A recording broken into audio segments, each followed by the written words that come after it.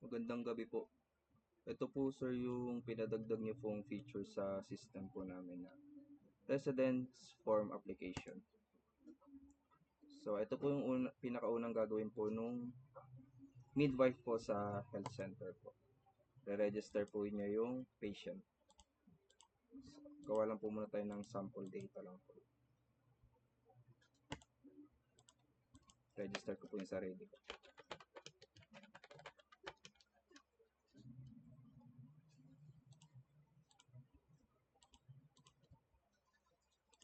Yan po, nare-register ko po ngayon po yung sarili ko po. Information.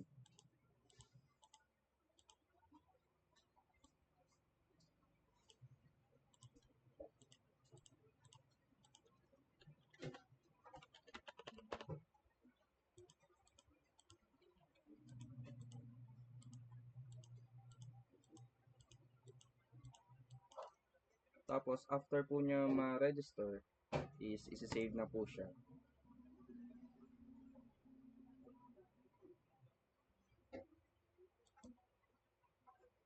So, ito na po yung information ko po na Borja Bertel Cabahon po. Na-register na po siya. So, sa lahat po ng health categories na nandito po is dapat po lalabas na po siya doon sa may select.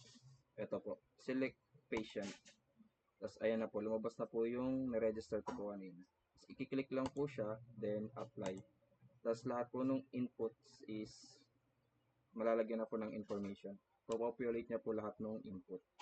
Tapos yung iba po hindi kasi ito na po yung parang pinaka-concern po ng pasyente po. Kunyari po check-up.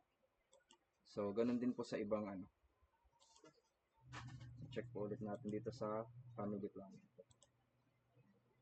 Same lang din po siya. Click lang po yung ni-register na patient, then apply po. Tapos, dun po siya sa client information na pupunta. Tapos, select na lang po ulit yung sa spouse para po dun sa separate na dito po. Separate na information po. Pag in-apply po siya, lalabas po siya dito. So, gawa po tayo ng magiging successful transaction po. Dito po sa Prenetal. Ayan po. Sasali ko po yung niregister ko pong name kanina. Apply. Then, bigay lang po ulit tayo ng example po na data.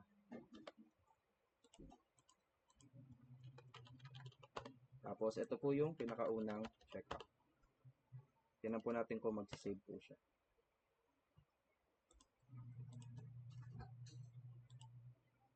So, ayun po. Nag-save po siya doon sa pinakadulo po.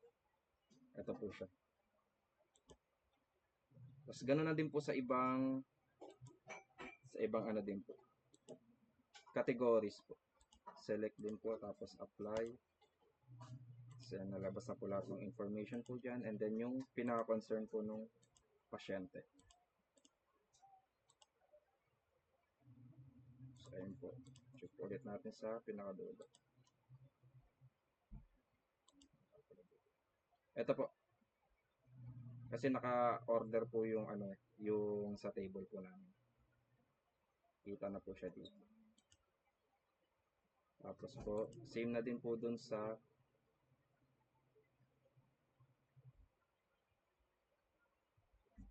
dito po sa categories na to na early childhood. Select din po. Apply. Kunyari ako po yung child. Sa mother po, select. Below. Then, apply din po doon. Sa father po, select. Then, apply din po. So, ganun lang din po yung pinaka-process nito.